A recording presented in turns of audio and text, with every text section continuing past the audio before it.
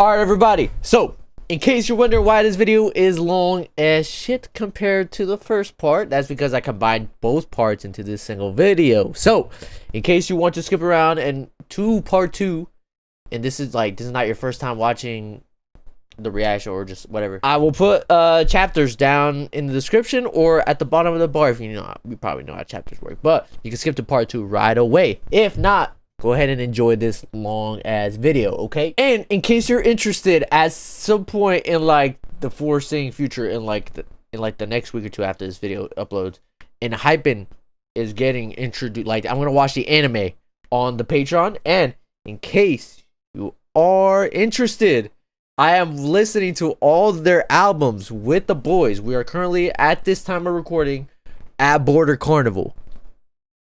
Okay, and then we'll make our way through as you know how we do it. And I'm watching End O'Clock over there. So if you're interested at all, and you want to support me and the boys, I'll meet you over at the Patreon. But besides that, let's get into it. All right, the entire lore of Dark Moon. The following video is part 2 of a 2-parter short series where I talk about ENHYPEN and I'm gonna have the video link below. In the this comic video series is Dark Moon, available on Webtoon and Naver. This video was made by Steven Catalin, something like that. It's probably gonna be a banger of a video. I don't know yet, but even then, please go and watch the original yourself, or watch the first episode. Part 1, where I talk about the issues of Dark Moon and possible fixes to the story, is already out, and the link to it will be available in the description below. In this video, I will present the lore of Dark Moon for those of you who either need a refresh or do not wish to go to Webtoon and, watch 15 ads and read 15 episodes a day, as 2 of the free English translated comics are now locked behind a paywall. That way, when ENHYPEN or N-Team will have their new comebacks, you can watch it and get to understand more of the lore present in it. You can watch these videos in any order you want, but if you have no idea about what the lore of Dark Moon is, be sure to watch this video first, then part 1. I don't know what's going on. The style of these 2 videos is inspired by the style used by Unicorn of War, an amazing YouTube commenter who I highly suggest to go and watch. He makes amazing content despite being an underrated YouTuber. Go get that bag of money, bro. Before going further, I want to mention 2 key details. To make it easier to trace the character to the member and not get confused with whose name is who, I'll refer to the characters in this video by their member's name.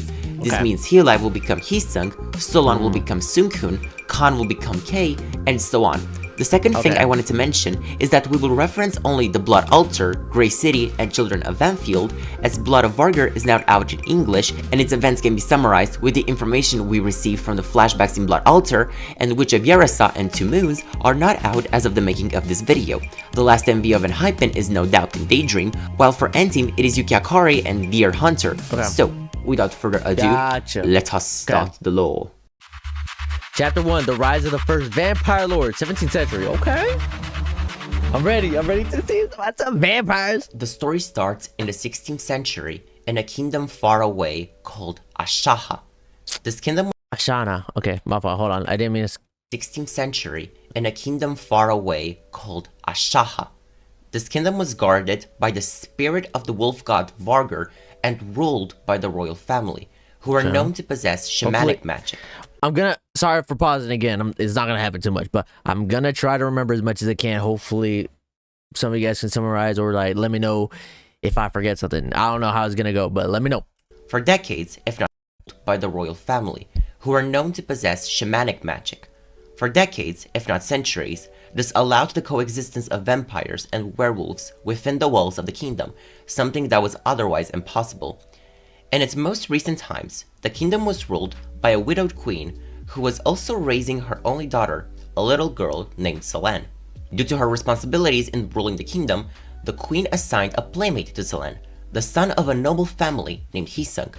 The 2 became close friends and over the years grew even closer. As time passed, the queen prepared Selene for her upcoming coronation, which would allow her to take over the kingdom. To ensure the princess's safety, a knight was chosen to be by her side at all times. Out of all the knights available and willing to serve the princess, even at the expense of their lives, 2 were considered. One was a very powerful knight with immense strength, but his arrogance was his greatest weakness, making him easily persuaded by evil forces. The other was not as skilled, but he was recognized by his unwavering loyalty and self-sacrifice for the greater good. The second knight, Heesung, was ultimately chosen to serve the princess and become her protector. While this was a great honor for Heesung, he also felt bad for the It feels like Heesung is already a main character IRL and in here, bro. Because like everybody be protesting already for it because of his departure, bro. Other knight whom he had once looked up to as a role model. Even though Heesung had surpassed him, he still held admiration for him. The royal family also hired several others as knights, sworn to protect the family from harm.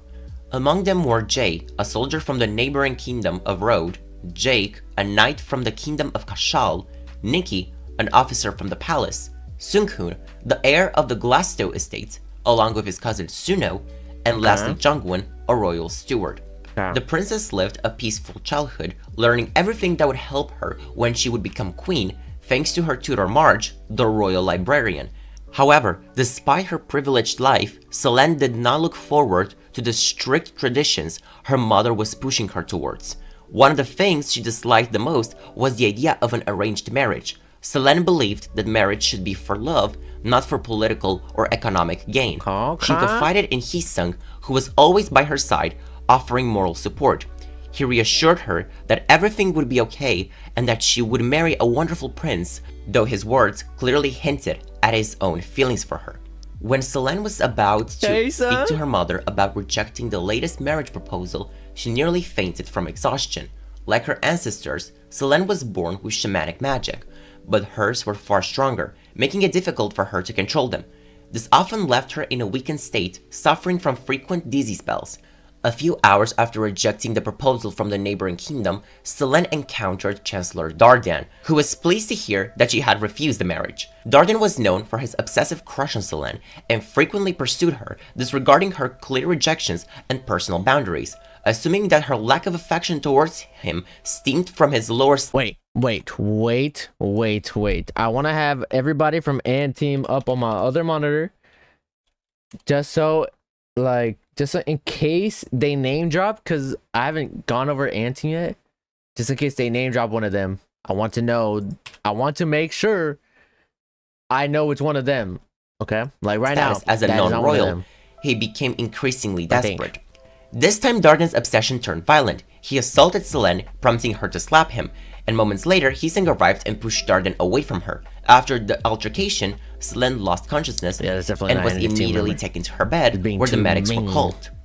Meanwhile, in a fit of rage, Dardan stormed into the royal library, searching for a way to increase his powers so he could win Selene. He even went as far as planning to take over the kingdom if it meant he could have her in the end. To achieve this, he sought one of the kingdom's most sacred possessions, the blood of the wolf god, Vargar. Just as he made this discovery, March entered the library and forced him to leave, as rumors of his suspicious behavior had already spread. Enraged, Dardan attacked March before fleeing, leading her to hide all the important documents to keep them from falling into the wrong hands. Back in Selene's bedroom, as she struggled with her shamanic powers, the queen realized that at this rate, Selene would not survive. Her powers were growing stronger with age, spiraling out of control. Desperate, the queen decided that the only thing that could save Selene was the blood of Vargar, which could help stabilize her powers. As Selene drank the blood, she had a vision of Vargar himself, who used his powers to aid her recovery. After this event, she no longer struggled with her abilities, and she became the first vampire lord to possess both shamanic powers and the power of the ancient wolf god. Unbeknown to them, Dardan had been spying on the event through the door. After everyone left, he drank the few remaining drops of Vargar's blood. However, because he only consumed a small amount, he became a low-tier vampire, cursed with an unquenchable thirst for blood and unable to face the sun without being burned.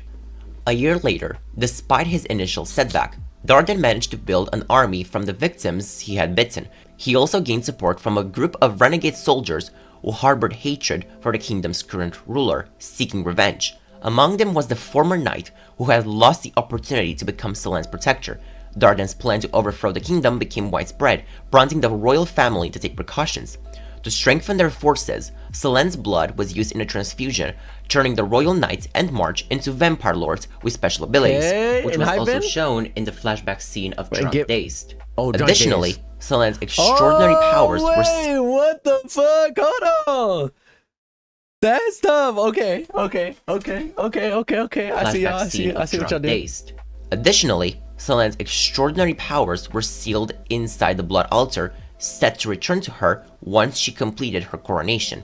As battles broke out between the kingdom, supported by werewolves, and Dardan's army, the kingdom was outnumbered. Hiseng faced the former knight who had turned against them and lost, vowing that the next time they will meet, he would not be defeated again. Meanwhile, Selene's mother fell gravely ill. On her deathbed, she urged Selene and March to go to the blood altar to complete the coronation so that Selene could inherit her full powers and protect the kingdom. At that moment, Dardan and his minions stormed the room, intending to kill everyone inside. March got gravely injured, and just as Dardan was about to strike Selene, he was ambushed by Hiseng and the other knights. However, Dardan's powers allowed him to severely wound them. As he prepared to attack March once again, Selene teleported herself and March out of the castle. March begged Selene to complete the coronation, but Selene refused. She did not want to sacrifice everyone just to become queen. Instead, she made a final request. She planned to share her remaining powers with the knights, send them to the distant future, and asked March to watch over them until Selene's reincarnation, as she believed she would not survive the battle. As Dardan prepared to execute the fallen knights, Selene teleported back, confronting him. This gave Hiseng the chance to stab Dardan from behind, and in retaliation, Dardan struck, but Selene jumped in front of the attack, taking a fatal blow. As she lay dying, she confessed her feelings for Hiseng, hoping that in their next life, they could be more honest with each other. With her final breath, she transferred the rest of her powers to Hiseng and the knights, sending them into the distant future through a glowing wormhole. Inside the wormhole, Jake reveals their uncertainty about what awaits them, which can be heard in Outro, the wormhole from Border Carnival. The boys experience the journey as a nightmare, shown in the flashback scenes of fever, chased by darkness they cannot escape. This is followed by intro whiteout from Dimension Dilemma. The wormhole transports them to the 19th century, where Jake describes their destination as a magical island filled with challenges through. Before long, they experience amnesia like everyone else and are reborn as infants. Once they arrived in the 19th century, March found them scattered across different orphanages worldwide and gathered them in one place, Vanfield House. Okay, hold on. This is getting good. Okay, I see. Okay, nah, this tough. What the fuck? Hold on. Okay, I'm not gonna lie. The one person I forgot is Marge. I don't know who that person is. I'm gonna assume it was the older woman next to Hisung. Maybe. I could be wrong. But my boy Hisung got Riz in the shit in the story too, bro. Damn, bro. They really made him the center of all this shit. Oh man. Like, how do you continue the storyline without him? I guess we'll see. The Vanfield house. So they're now in the future. We are in the answer dilemma era of music when it comes to the story, and they are in the future, 19th century. Lock in. Shout out the girls league, you feel me? The year is 1840. The Vanfield orphanage was a place inhabited only by teachers, servants, observers, the director March, and 7 boys.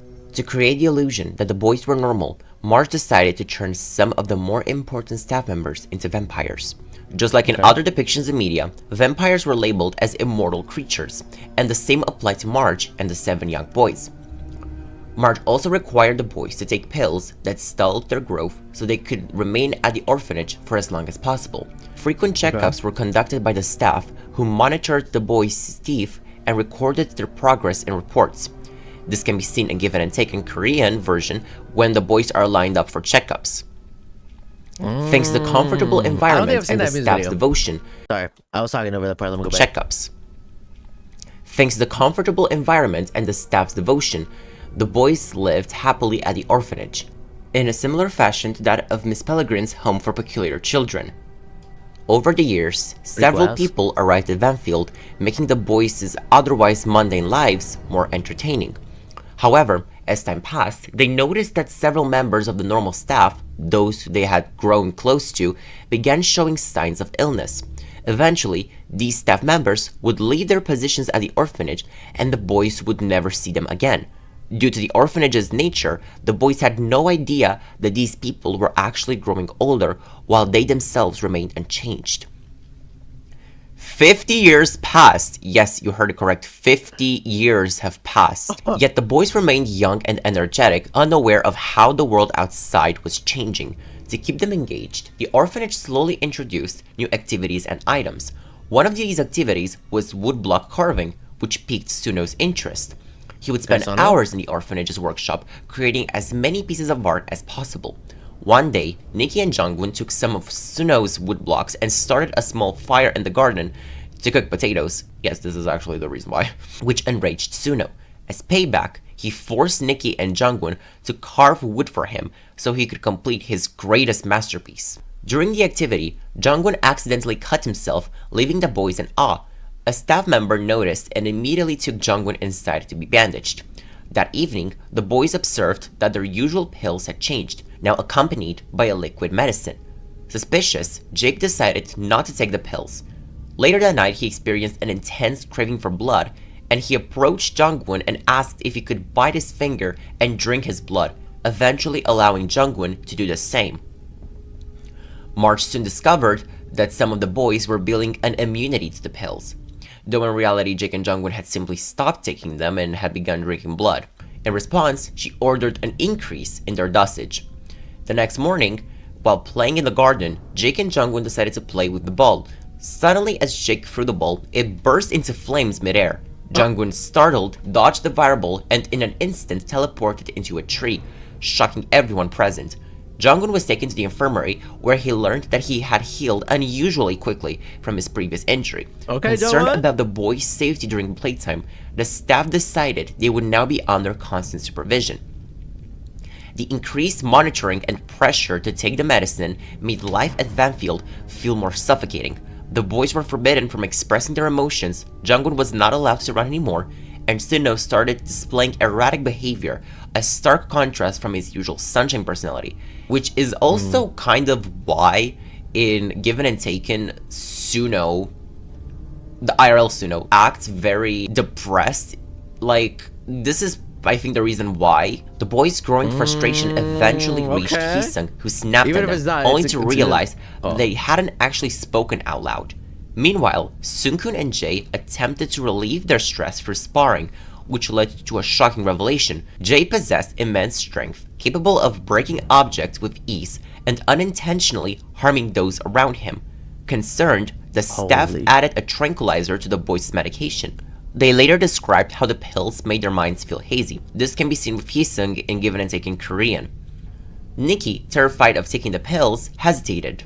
Seeing this, Suno took Nikki's pills and swallowed them along with his own. The overdose made Suno sick, and in his rage, he demanded to know what the staff was forcing them to consume. That night, Suno experienced what seemed to be a lucid dream.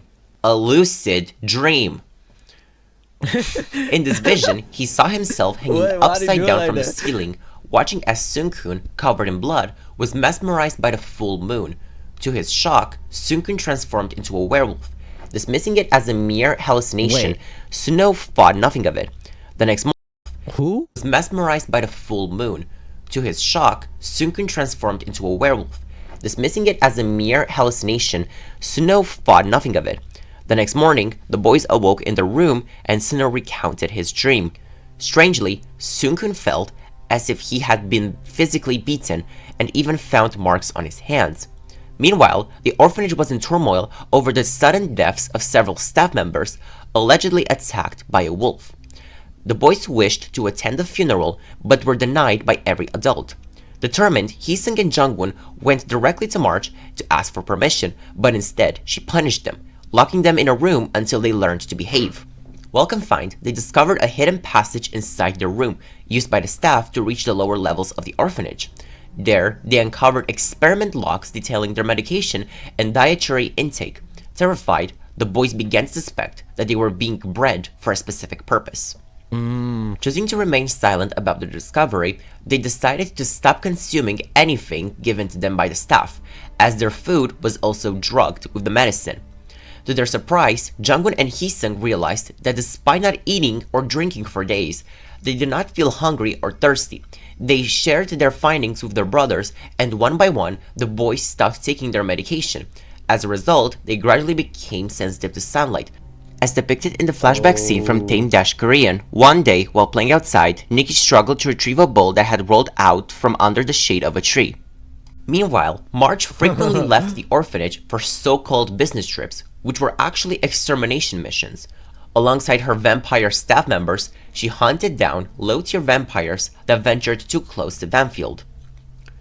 Years passed and the boys grew into teenagers. During this time, they learned more about their powers. Heesung could read minds, Jay could create fire, Jungwon had super speed, Jay had super strength, and Jay could create fire. Jake could create fire. Jungwon had super speed. About their powers, Heesung could read minds, Jay could create fire, Jungwon had super speed, Jay had super strength, and Suno could stick to walls. Seungkun, however, feared his abilities as he was forced to transform into a wolf every full moon. It became a habit for him to isolate himself on those nights. Meanwhile, Nikki, the only one struggling to manifest his powers, felt increasingly disconnected from his brothers, feeling that they would leave him for being normal. Noticing Nikki's distress, Jake offered his blood just as he had done with Jungwon. This act awakened Nikki's shadow powers, which reacted to his emotions. Terrified, Nikki hid from his brothers, afraid they would see him as a monster. However, Seungkun found him, recognized his fear, and helped him embrace his abilities. As the boys reunited, they secretly planned their escape, ensuring everything fell into place during one of Marge's business trips. However, they noticed Seungkun becoming increasingly distant. He reassured them that he would not abandon them, but in truth, he feared escaping, as their plan coincided with the full moon, his transformation night. The night of their escape arrived, but Seungkun was nowhere to be seen. Before they could search for him, they were ambushed by a wild wolf. Another wolf suddenly appeared, defending the boys and signaling them to run. As they fled into the forest, they stumbled upon the corpse of a staff member, triggering their bloodlust. They are startled when Marge appears, carrying an unconscious Seungkun in her arms. Before Heesung can demand answers about the secrets she's been hiding, including her lie about going on a business trip, a distant cry for help echoes through the forest. They follow the sound and discover an injured man. At Marge's command, the Vanfield staff rush to his aid. Just before she departs, she tells Heesung she cannot reveal the truth. Not yet. Marge has spent years trying to keep the boys safe, withholding the truth about their identities and purpose. However, this secrecy has forced her to become more closed off than she ever intended. A few days pass, and the boys continue interacting with the outsider, who introduces himself as Müller, a traveling peddler who has gathered a wealth of knowledge from his journeys. When asked what he was doing near Vanfield, he explains that he got lost while fleeing from wolves and vampires. The boys, unfamiliar with the term, ask him what vampires are. Müller describes them as man-eating monsters that resemble humans. His words unsettle the boys, making them question whether they might be those very creatures. However, Müller reassures them, stating that vampires only attack at night and cannot enter well-built homes uninvited, drawing on the traditional lore surrounding them. Müller then shares a deeply personal story, revealing that he once had a family, a wife and children, who were brutally killed by vampires. After their deaths, he dedicated his life to hunting them down, determined to exterminate every last one. As Müller recovers over the next few days, he grows closer to the boys. However, his injuries have aggravated an old illness, leaving him confined to a wheelchair. Seungkun became increasingly withdrawn, haunted by the thought of becoming a threat to others, just as the wild wolves had harmed Müller. Suno notices something strange. Despite Seungkun's rapid healing, he decided to remain in the infirmary for 2 more days after returning from the forest. Concerned, Suno tries to check on him, only for Seungkun to shove him away in a panic. Unwilling to let Suno see the wolf fur still clinging to his clothes from his transformation, the shove sends Suno crashing to the floor, cutting his arm badly, but to their shock, the wounds heal almost instantly. Müller witnessed the miraculous recovery. Suspicious, he is sent back to his room, where a flashback reveals his true intentions. He had indeed lost his family to vampires, but when confronted by them, he had been too afraid to fight back. Instead, he begged for his life, and in return, he was spared, turned into a minion and given a mission to locate a group of boys with special abilities and deliver them to Railgun, a former bar that has since become one of the many hideouts of vampires. In exchange, Müller was promised eternal life as a true vampire. Müller had first spotted Marge slaughtering a group of vampires, realizing she was protecting the very boys he had been ordered to find. As he attempted to get closer to the orphanage, he was attacked by wolves and low-rank vampires who mistook him for an enemy. That night, Müller sneaks out of the orphanage with a flare gun and ventures into the woods. He fires a signal to alert the vampires of his location, summoning them to attack Vanfield. Marge, who was already patrolling the forest with the staff, spots the flare and immediately senses the impending danger. The next day, the boys continue plotting their escape, growing increasingly suspicious when they realize Müller has disappeared. They question the Vanfield staff, but no one is willing to answer.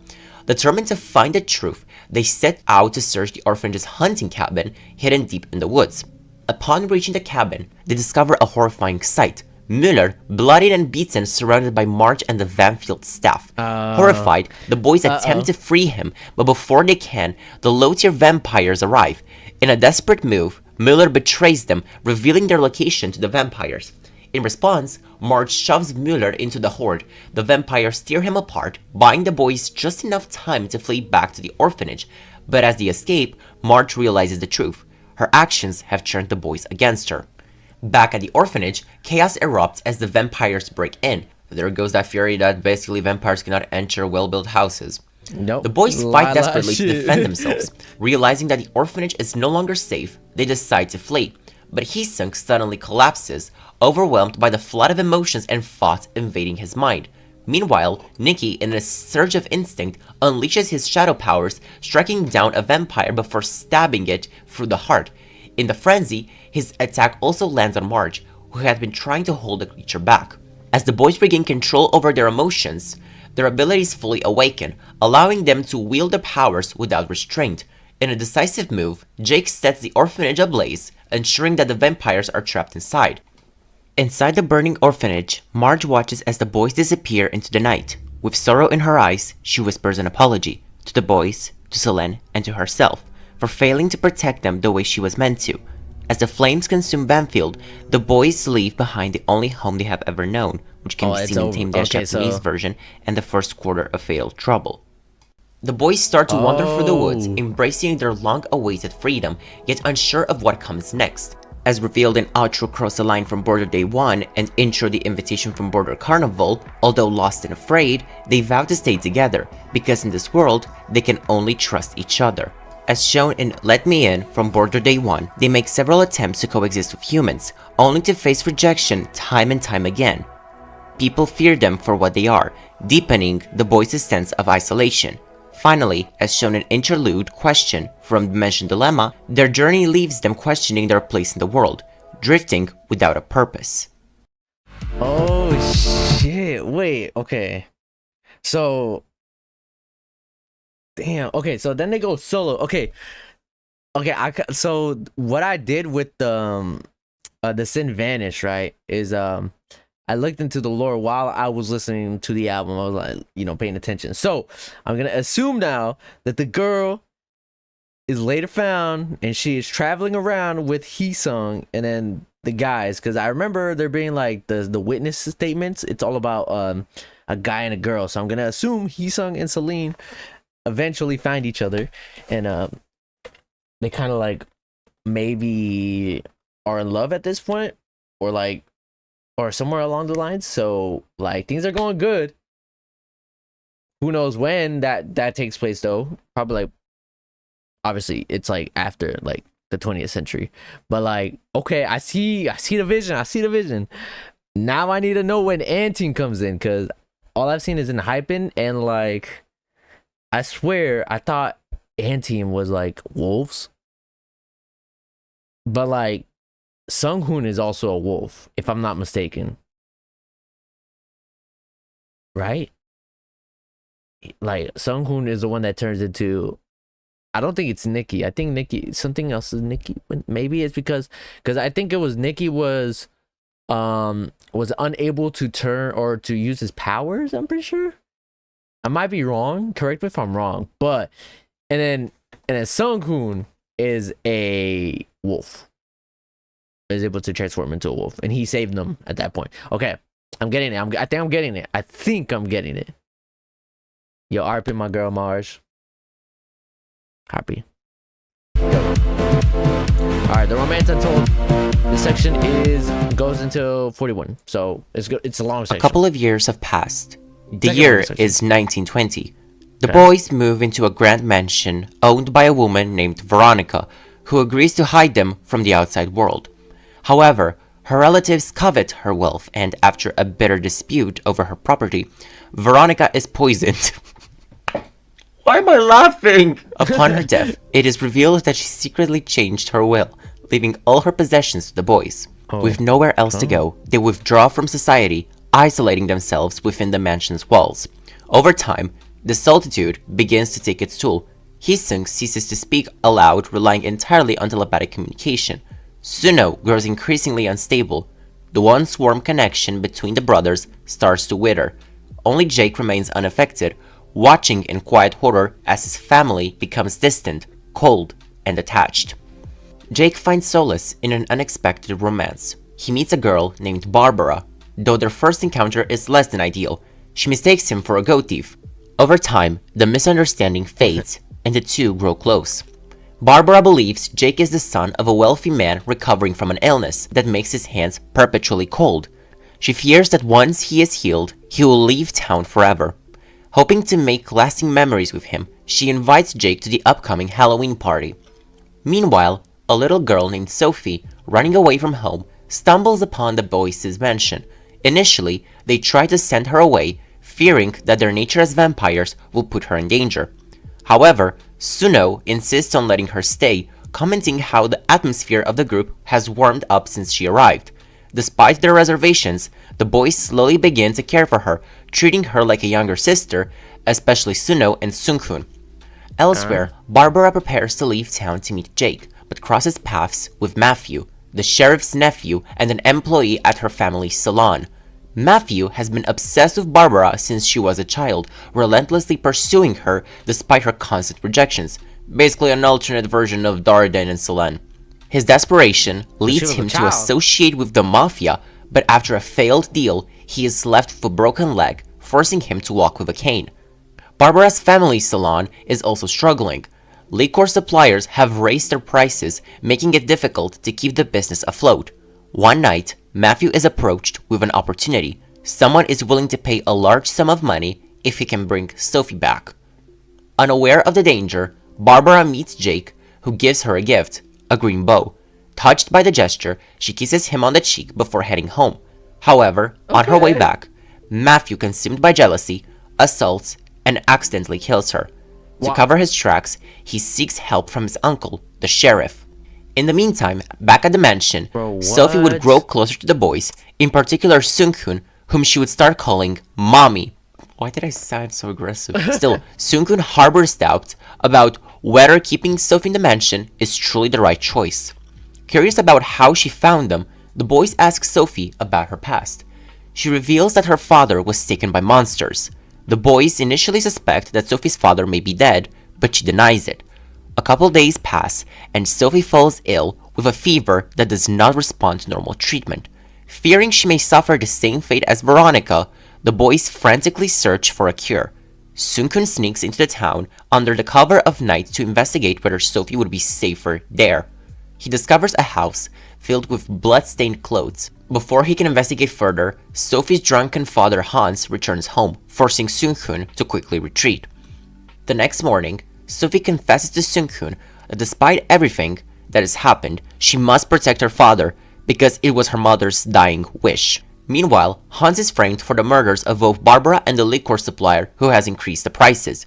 Matthew plants the green bow inside Hans's home, falsely claiming it was the one he gave Barbara when he proposed to her, when in reality, it was a gift from Jake. Jake grows suspicious when Barbara stops visiting him. Seeking answers, he visits her family's salon and learns of her murder. Heartbroken and enraged, he investigates further, discovering Hans's wrongful accusation. Hans, an immigrant and a doctor, was already resented by the townspeople who saw him as an outsider. Instead of a proper trial, the town arranges a public execution under the guise of justice. Jake returns to the mansion and informs his brothers. They decide to rescue Hans before it's too late. Back in town, a wealthy customer named Anthony arrives at the sheriff's office. He notices a decline in alcohol's quality, but agrees to continue paying the same price. His real interest lies elsewhere. He seeks the missing girl Sophie and informs the sheriff that his subordinates will deal with Hans while he handles other matters. Meanwhile, Nikki, Jungwon, Heesung, and Jae infiltrate the hideout where Hans is held. There, they make a horrifying discovery. Anthony and his men are vampires, searching for Sophie for unknown reasons. A battle erupts, and the boys swiftly eliminate Hans's henchmen.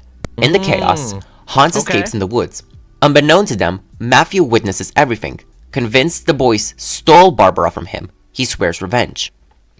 At the mansion, Sungkun and Suno stay behind to watch over Sophie. That night, Sungkun shares a dream with her, one of his recurring nightmares. In it, his brothers discover his werewolf nature, trap him in a cage, and prepare to kill him. However, the dream shifts this time, revealing Sophie's own memories.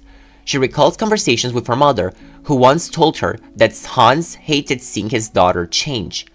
The scene morphs into a brutal reality. Hans, realizing Sophie's true nature, beats her and demands her she leave. When monsters attack, he has a change of heart and sacrifices himself to protect her, urging her to flee into the woods, where she transforms into a werewolf for the first time. The brothers return to the mansion, resolved to keep Sophie safe. Suddenly, a scream pierces the air. They rush outside to find Hans standing at the mansion's peak, holding Sophie over the edge. However, just as he is about to throw her, he hesitates, hallucinating. Sophie stops the brothers from killing him, reminding them that her mother would not have wanted that. In his final moments, Hans confesses that Sophie, as a half-werewolf, will soon lose control and begin killing instinctively. Realizing the pain he has caused, he lets go and jumps to his death. What? Hans's death sends Sophie into a deep depression. She refuses to eat, drink, or move, sleeping for days on end. Sungkun once again enters her dreams, where she has built an imaginary secret place where everyone, her parents and the boys, live together happily. She urges Sungkun to join her in his wolf form, realizing she will never be truly happy in the real world. Sungkun considers ending her suffering by killing her, but Suno stops him, unwilling to let her go. Meanwhile in town, Anthony learns of Hans' disappearance. Before he can act, Matthew tells him about Sophie's location, describing the boys who got her as abnormal. Heesung and Jake, who happen to be in town buying groceries, overhear the conversation.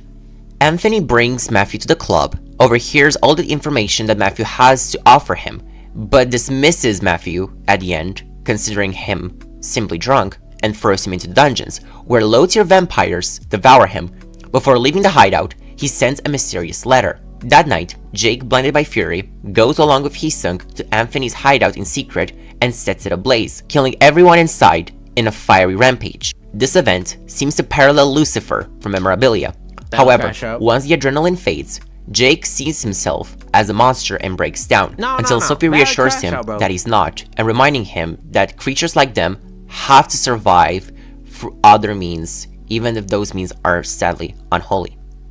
As time passes, Sophie becomes more feral, attacking animals at night and failing to recognize the boys. Unable to control her, they start locking her in the mansion's cellar. Suno desperately tries to bring her back, but she lashes out, nearly killing him one time. Seeing no other choice, Sungkun drives a blade through her back, ending her life. What? Suno does not blame him, but grief overtakes him. On the night of the town's Halloween party, he exacts revenge, using his powers to manipulate the townspeople into slaughtering each other. With nothing left for them in town, the boys leave once again. Before departing, Jake shares a heartfelt moment with Barbara's brother, who came to her grave to leave flowers.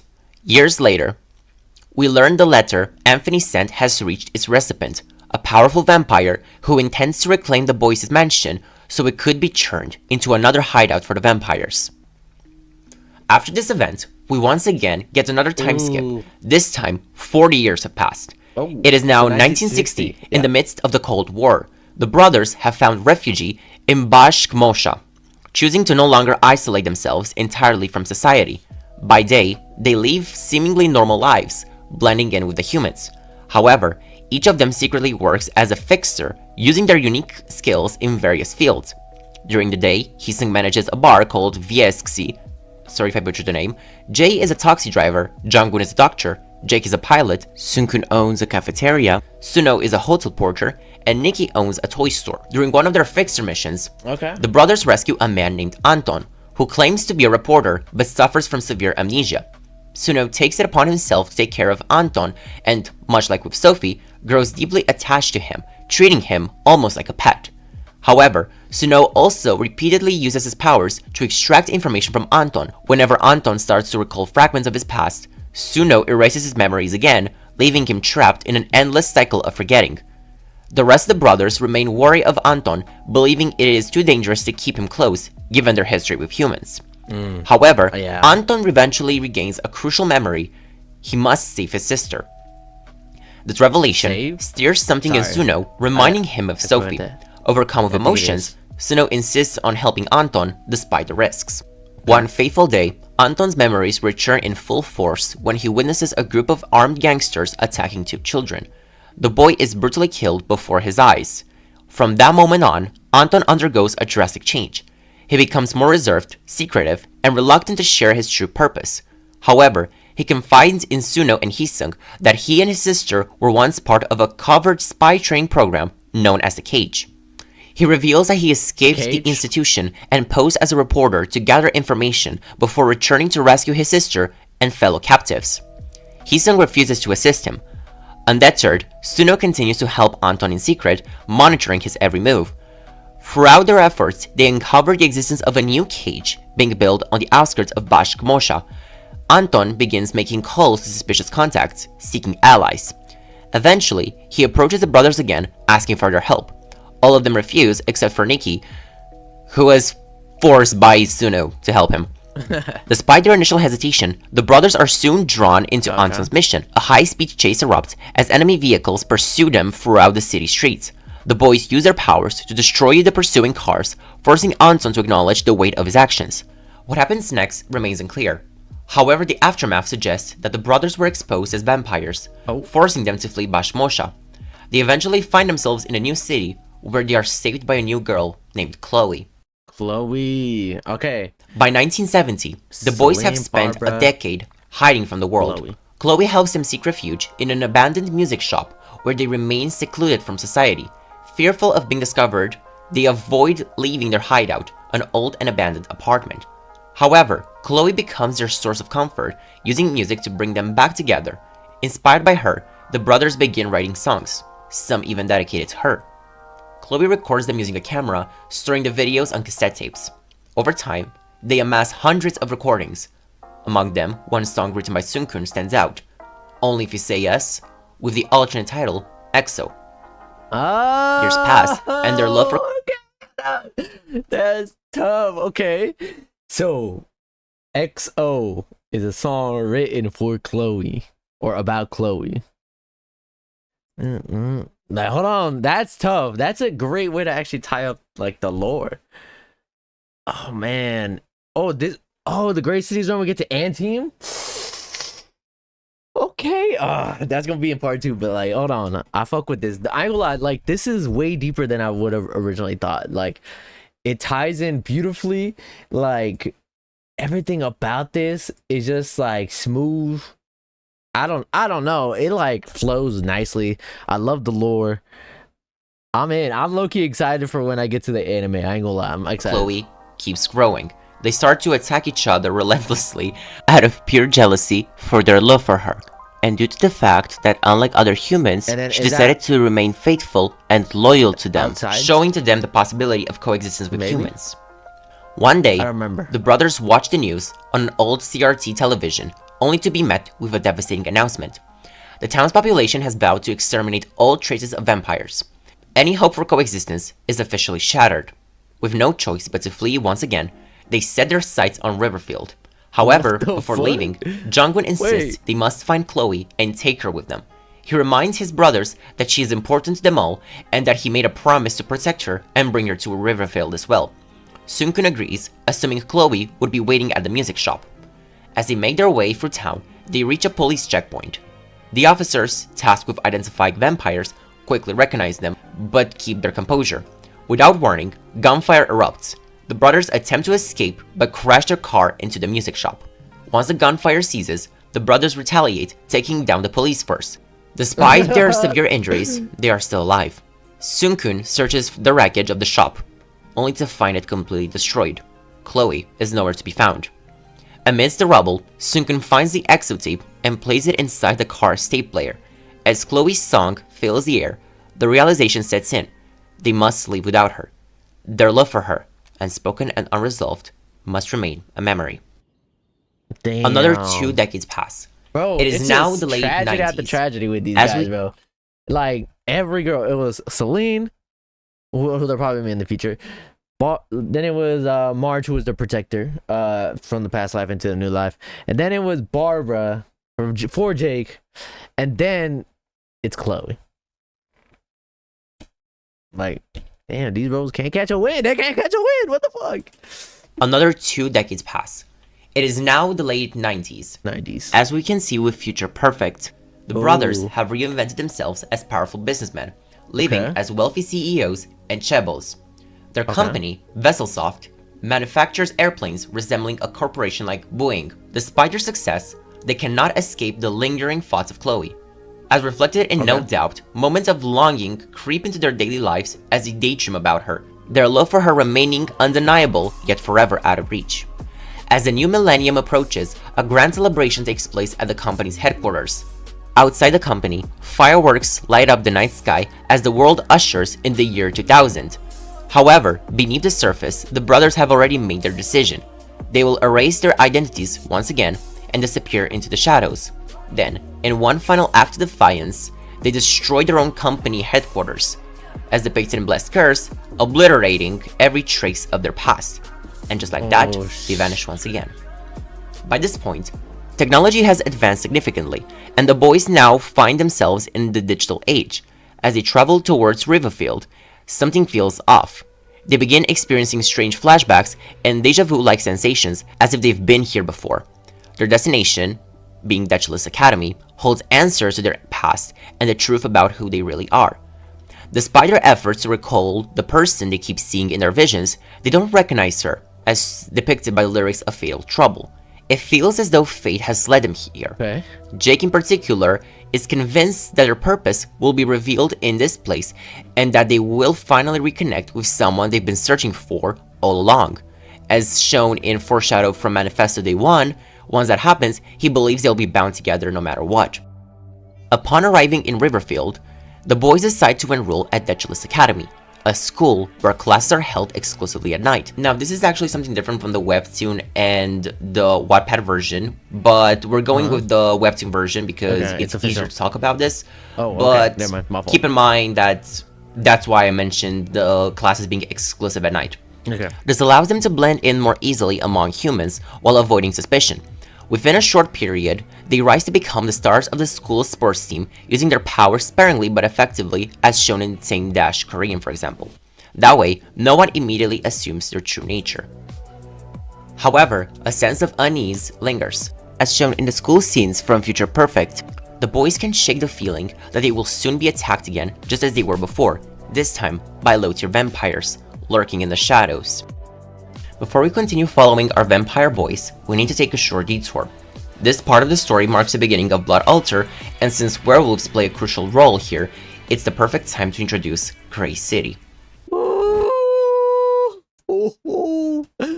Alright, that's where I'm gonna stop, bro, because like, I don't want it to become too much for me. So we got, okay, I can't recap, but I've been recapping the whole time.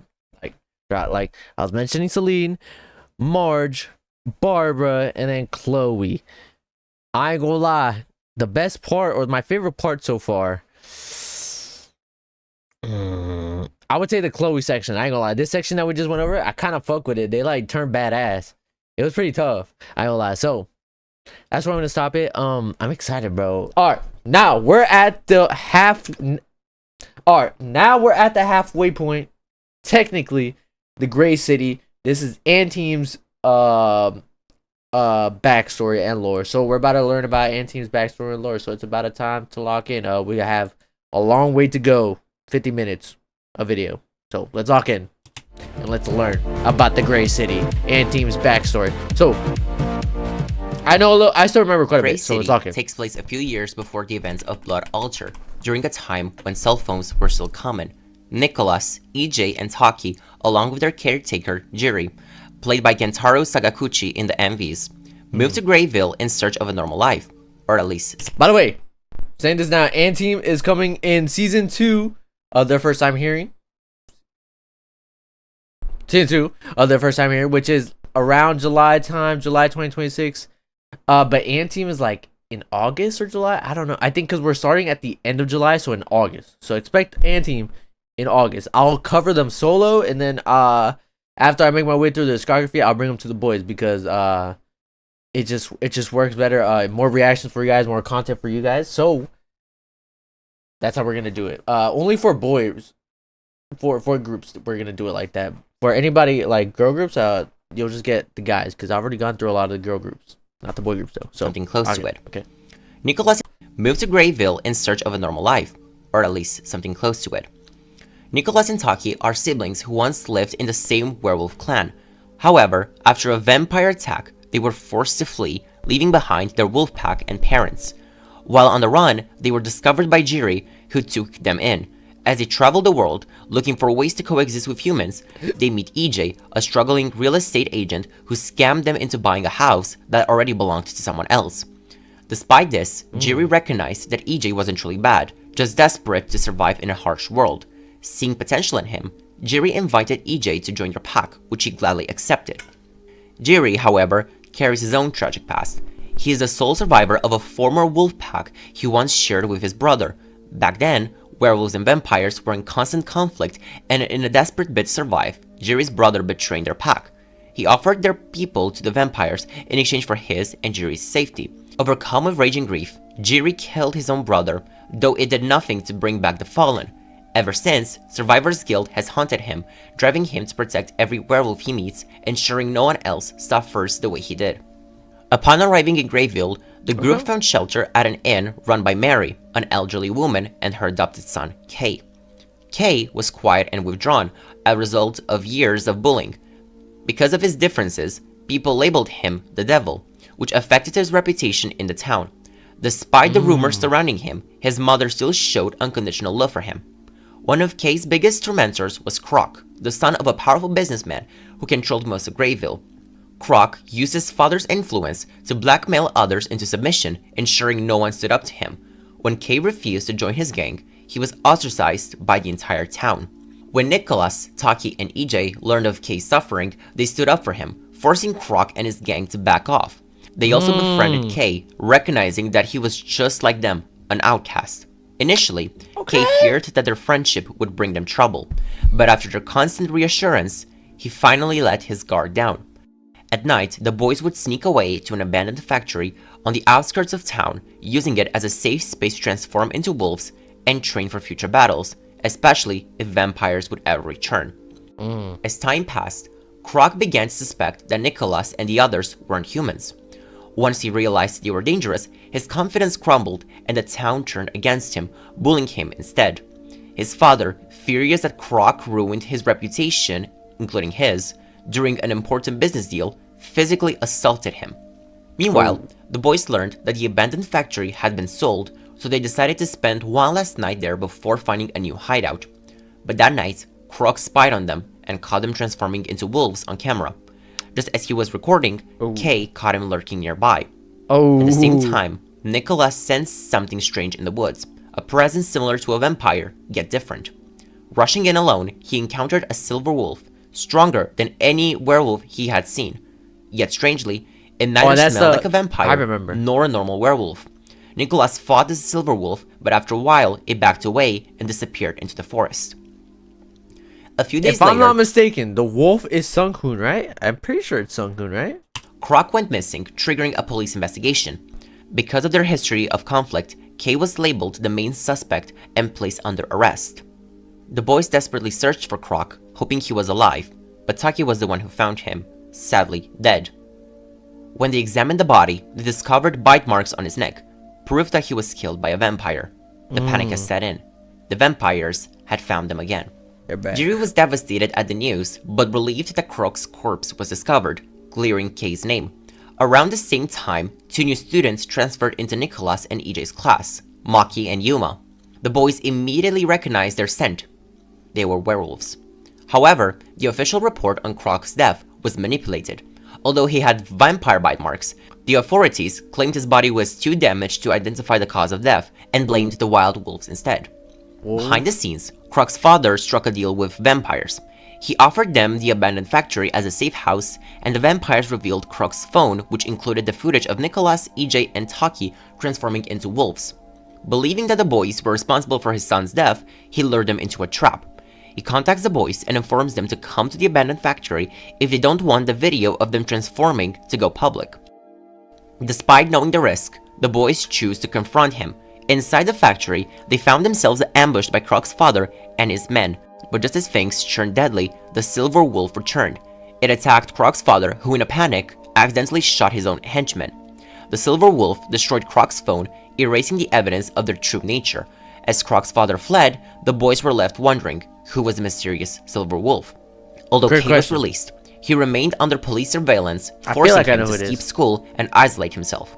One night, the boys discovered the corpse of the officer assigned to follow Kei. The authorities arrested them as suspects. Jiri, sensing something was off, started to investigate on his own. His search led him to 3 rogue werewolves attacking indiscriminately. Though he tried to subdue rather than kill them, he was eventually assisted by Maki and Yuma. When he questioned them, they simply responded that this isn't the time for answers. Meanwhile, Jiri questioned Kei, who admitted to having blackouts, periods where he had no memory of his actions. Kei even suspected himself of being the killer of the police officer, stating that if he were guilty, he would willingly turn himself in. But Jiri refused to believe that. Then Kei revealed something shocking. He had seen Nicholas, Taki, and EJ transform into werewolves. Jiri immediately denied it.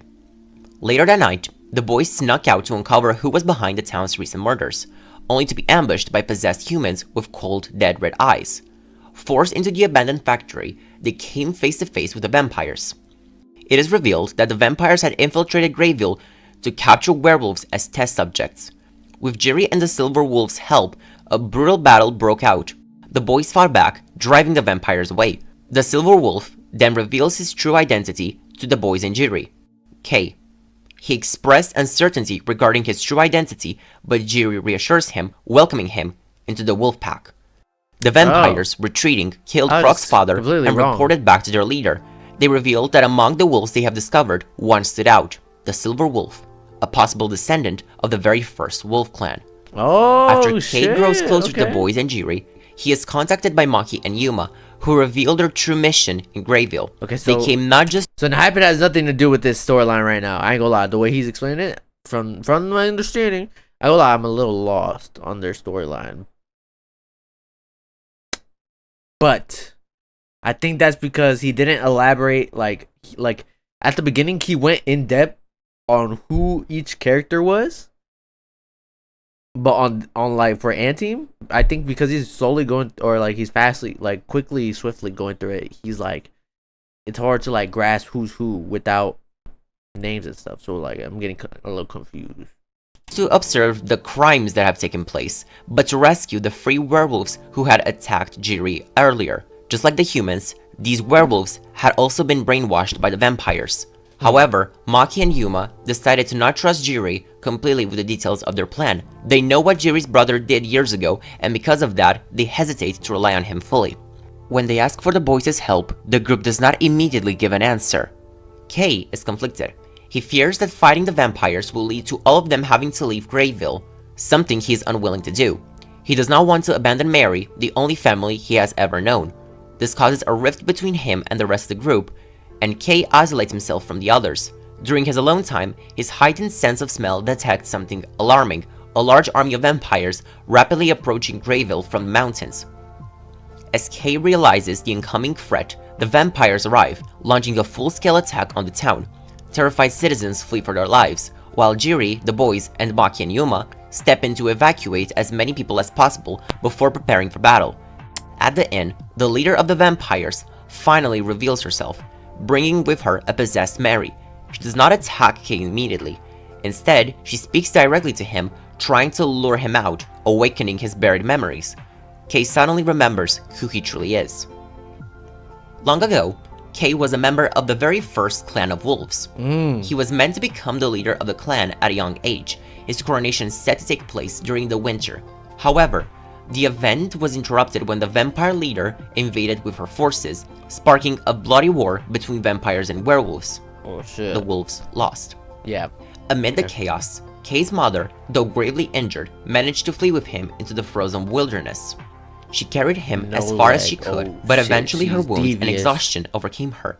She collapsed in the snow, dying before Kay's eyes, leaving him alone and defenseless in the vast, freezing forest. That was when Mary found him. She took him in, raised him, and shielded him from the horrors of his past, never revealing what she knew about his true identity. As Kay recalls everything, the vampire leader smirks, and in a chilling display of power, orders Mary to slice her own neck. Kay erupts with fury, attempting to avenge his mother, but the vampire leader retreats before he can land a fatal blow. Mary, bleeding out in his arms, smiles weakly and tells him to never forget who he truly is, and that he will always be loved by her no matter what. She tells him to go to her room, and inside one of the drawers, find the necklace Kay was wearing when found by Mary. With those final words, she passes away. The grief-stricken Kay does as his mother wished, retrieves his necklace, and finally makes his choice. He joins the battle, standing alongside the werewolves. The werewolves' goal was to hold out until sunrise, knowing that the sun's light will weaken the vampires, as they were not strong enough to sustain themselves during daytime. At first, Kay fights with strategic precision, but his anger and grief consume him. He loses control, attacking more and more aggressively. At one point, he even attempts to kill the possessed werewolves, blinded by rage, only to be stopped by the others. Meanwhile, Jiri sustains a fatal blow but continues fighting alongside them. As the sun rises, the vampires begin to weaken and fade, including their leader, whose death breaks the brainwashing effect on both the humans and the free werewolves. As the boys prepare to celebrate their victory, Kay rushes to Jiri's side. With his final breath, Jiri tells Kay that he has no regrets regarding his passing and makes a final request: for Kay to take his place as the leader of the wolf pack. With that, Jiri dies, having fulfilled his lifelong mission of protecting werewolves. Days pass, and Kay retreats from everyone, once again, unable to process his grief. He cannot accept Jiri's final request and isolates himself, mourning both Mary and... So, is Jiri the guy from the beginning? I think he was, right? Who took them in? That guy right there? I think so. Jiri's deaths. Meanwhile, I'm trying to follow. The three formerly brainwashed werewolves, Fuma, Joe, and Haruwa, remain on the outskirts of town, avoiding the others. They feel unwelcome, uncertain of their place now that they are free. Nicholas, EJ, Taki, Maki, and Yuma attempt to bring Kay back, encouraging him on 2 separate occasions to return to them. Eventually, Kay agrees to meet them for a hangout at a restaurant, a chance to talk and heal. Before the meeting, Kay ventures out to the outskirts and approaches the 3 outcasted werewolves and asks them to join him and the other werewolves. Fuma, Joe, and Haruwa hesitated first, but ultimately accept. At the restaurant, the boys finally gather together. Kay makes his decision. He accepts leadership and invites the others to form a new pack together. With their bond stronger than ever, the group leaves Greyville behind. The boys go to Yarasa, where the events from Dark Moon, the Witch of Yarasa, are about to take place. Afterwards, their next destination is Sunshine City, where they will attend school and begin a new chapter in their lives. Okay, hold on. So, okay, hold on. I need a... What's his name again? Hold on, let me see. Are siblings who once lived in the same werewolf clan. I need to go back. After a vampire attack, they were forced to flee, who took them in, pack and parents.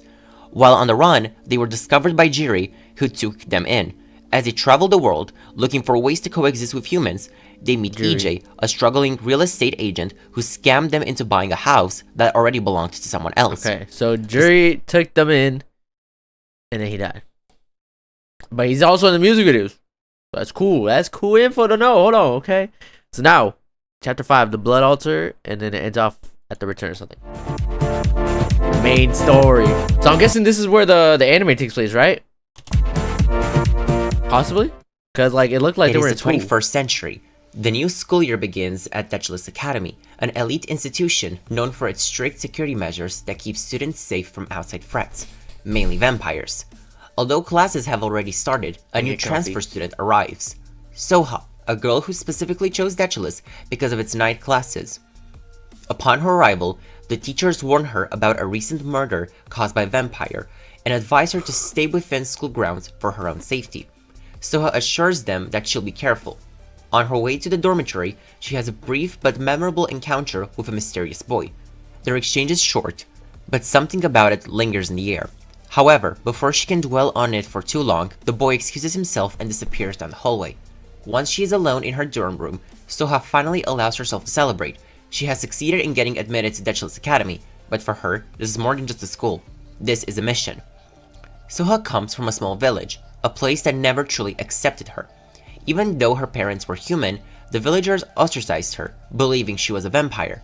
With no friends and no place to belong, she lived in isolation. That's when she met Chris. Chris was different. He had a disability and, like Soha, was shunned by the village. But unlike the others, he welcomed her with open arms. When Soha feared that he too would abandon her, Chris simply smiled and said that he trusts her and that she can bite his neck for her to see that she isn't a vampire.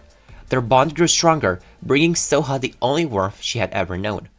Until the day Chris was bitten by a real vampire. His death was blamed on Soha, the only one the village deemed capable of such a thing. From that moment on, hatred festered within her, and she vowed to eliminate every vampire she could. Part of the reason why she enlisted at Pendxng Academy was due to its vast library of forbidden knowledge that might just hold the answers she needs. While cleaning her room, Soha unknowingly reveals the very thing that makes people fear her, her super strength. At that moment, she notices someone watching her from the doorframe, the boy she had met earlier. Panic grips Soha and gets her scared he would avoid her now that the boy saw her inhuman strength. But the boy reassures her, telling her she shouldn't be able to study here if she were indeed a vampire. His words calm her, and for the first time in years, she feels a flicker of hope when the boy introduces himself as Pendxng and asks Soha if they can be friends. Later, Pendxng meets with the rest of his group, Jay, Seungkoon, Suno, and Jake, and tells them about Soha. He confesses that he feels strangely drawn to her, as if she is someone familiar. Jay and Seungkoon, however, warn him about dangers of getting too close to humans, reminding him of their past with humans. But before the discussion can go any further, Soha finds them. The boys freeze, stunned at the sight of her. Then, without warning, their demeanor shifts entirely. They suddenly become overly friendly, as if nothing had happened. Well, except for Seungkoon, who remains distant, his tsundere tendencies kicking in. As time passes, the boys start showing Soha their own supernatural abilities, hoping to make her feel less alone in her strength. However, Jungwon, Nikki, and Seungkoon strongly oppose this, frustrated that the others are revealing too much. Ironically, the rest of the group realizes that Seungkoon himself has never disclosed what his ability is. It's the fact that he's a furry. One night, while taking out the trash, Soha encounters a group of strangers who have infiltrated the school. Assuming they are vampires, she immediately attacks, knocking one of them out. However, she quickly realizes her mistake that these aren't vampires. They introduce themselves as students from Sunshine City School: EJ, Nicholas, Taki, and Kay. And before Soha can process what just happened, Jungwon and Nikki arrive, ready to defend her. It is then that Kay reveals the truth of their arrival. The victim from the murder that occurred recently was a Sunshine City School student. Kay and his group came to find the ones responsible. Tension escalates, and just when a fight is about to break out, Soha intervenes, forcing both sides to stand out. Then Pendxng arrives. Addressing Kay directly, he suggests they save their energy for the upcoming Nightball match, a competition between their two schools. Soha begins to wonder if these two groups are enemies or simply rivals. Meanwhile, EJ secretly meets Seungkoon, recognizing him as a werewolf. Despite his curiosity, EJ chooses to keep Seungkoon's secret even from his own group. Initially, the vampire boys decide to distance themselves from Soha to keep her safe. But everything changes when Suno asks her out on a date in Riverfield during weekend. Suddenly, the rest of the boys insist on tagging along. Suno takes it a step further. He convinces Soha to meet earlier so they can have time alone before the others arrive. However, while Suno leaves to buy tickets for a boat ride, Soha is attacked by a low-tier vampire in an alleyway. Sensing danger, the boys rush to her aid. Jongwon, using his super speed, carries Soha to safety on a busy street. But before she can fully recover, she sees something. Or rather, someone. Chris. Or at least, someone who looks just like him. Heart pounding, Soha runs after the figure, only to bump into Kay instead. Just then, the vampire boys arrive, and so does Kay's wolf pack. The air is thick with tension. Both sides urge Soha to choose who to trust, but she's deeply unsettled by the idea of taking sides. Before the confrontation can escalate further, Suno makes a bold move. He invites Soha to their birthday party, hoping that this event might ease the growing tension. What the fuck? Soha convinces Suno to extend the invitation to the boys from Sunshine City School as well. With this fragile truce in place, the events come to an uneasy close. That night, Soha struggles to fall asleep. The sight of Chris standing before her, someone who is supposed to be dead, haunts her thoughts. She wonders if he could still be alive, and wonders why he never came to look for her. And why did he let her to believe that he was gone all of these years? As these questions torment her, a ray of light surrounds her. The next thing she knows, she's standing on a beach in Sunshine City. Looking around, her heart nearly stops when she sees Chris, wandering alone the shoreline, gazing at the sea. I wonder who Chris Soha runs to him, tears streaming down her face. She calls out his name, asking if he remembers her.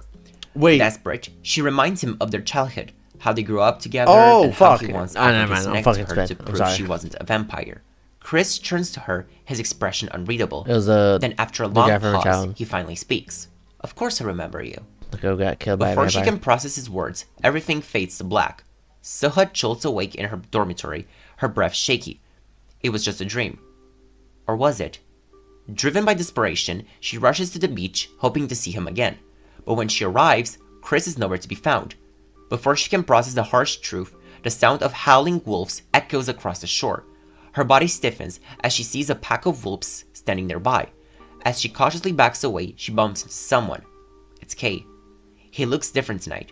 His usual neat hair is messier than usual, and his gaze carries something unfamiliar. Kay asks what she's doing at the beach so late. Not wanting to reveal the truth, Soha simply tells him she wanted to take a walk. She then notices something breathtaking. The moon is in the middle of an eclipse. Soha stares in awe at the celestial night. Kay, on the other hand, is staring at her. His expression softens, a faint blush appearing on his face. Without another word, he offers to take her home. Scars. I digress to what's The next morning, Soha visits the library where she runs into Hee-sung, who is returning a book on mythological creatures. She casually asks him about the lunar eclipse from the night before. Hee-sung explains that for werewolves, seeing a woman for the first time during a lunar eclipse binds them forever. That werewolf will love only her for the rest of his life. Oh my god, I hate this so much! A chill runs down Soha's spine, and so does to me, the narrator of this video, and so does to you probably, the audience. If y'all think about what I'm thinking, what the fuck? Hee-sung then asks why she's so curious about the eclipse. Hesitating for a moment, Soha finally tells him that she was at the beach and that she ran into Kay before heading home. Hee-sung's face goes pale, and so did mine, as realization hits him. Before he can say anything, the rest of the vampire boys arrive at the library. A heated argument erupts between the vampires about who is superior between vampires and werewolves, escalating into an attempt to prove to Soha that vampires are better than werewolves by a margin. Frustrated, Soha suddenly shouts her hate for vampires. Silence fills the library. The boys freeze, their expressions shifting from shock to something else. Hurt. Realizing what she just said, Soha apologizes before quickly leaving, her heart heavy with guilt. Back in her dormitory, Soha she has a finds reason herself to, confiding in Hee-sung. She finally tells him why she hates vampires so much, because of Chris.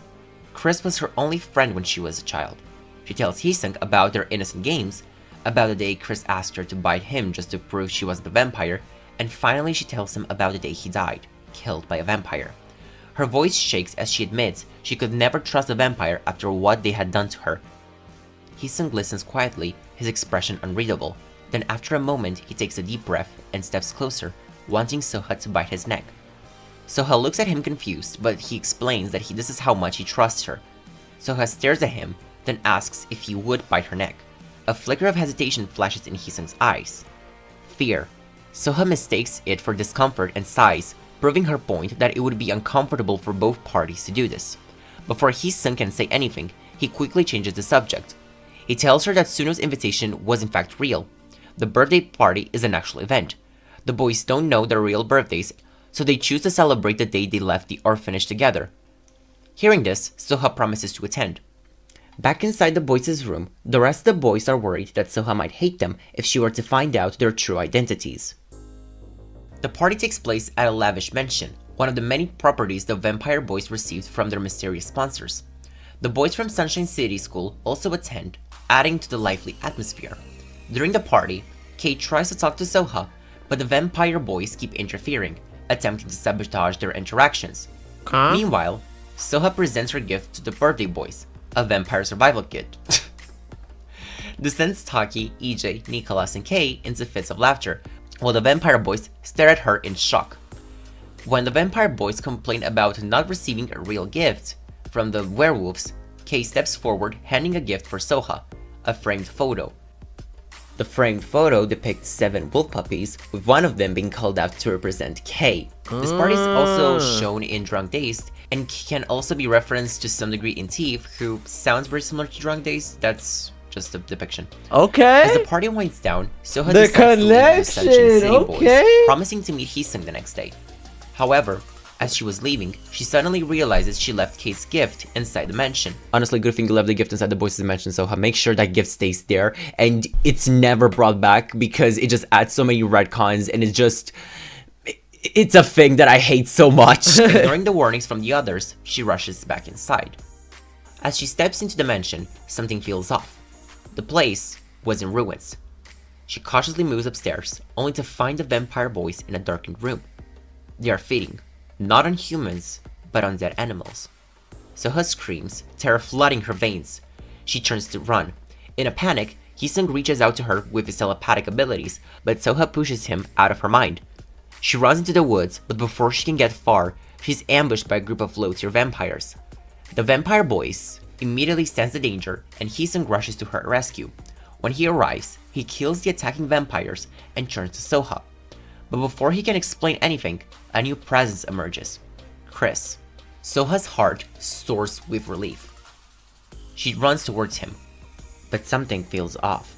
Hee-sung sees it before she does. He pushes Soha away just as Chris attacks. At that moment, Chris starts to attack everyone, including the vampire boys and the werewolves who rush to Soha's rescue. And as Chris takes Soha away from them, that's when Soha realizes the truth. The real Chris would never do this. With his cover blown, Chris tries to bite Soha, but Sunkun suddenly steps in, with Chris biting him on the hand. As a result, Sunkun transforms into a werewolf and lunges at Chris, who, although surprised, is able to push him away. At that moment, the rest of the boys arrive. While Soha tries to escape, Chris attempts to slash her, but Hee-sung takes the hit instead, shielding her from harm. With Soha in his grasp, Hee-sung disappears into the woods, promising Soha he will tell her what is going on. Chris in the meantime smirks at the vampires. How disappointing. I expected better from you all, he taunts. Looks like none of you remember. Then in a flash of light, Chris vanishes so he can heal himself and get an army once again for the next attempt to attack Soha. Later, in the safety of the woods, Hee-sung finally tells Soha the truth. They are not like other vampires.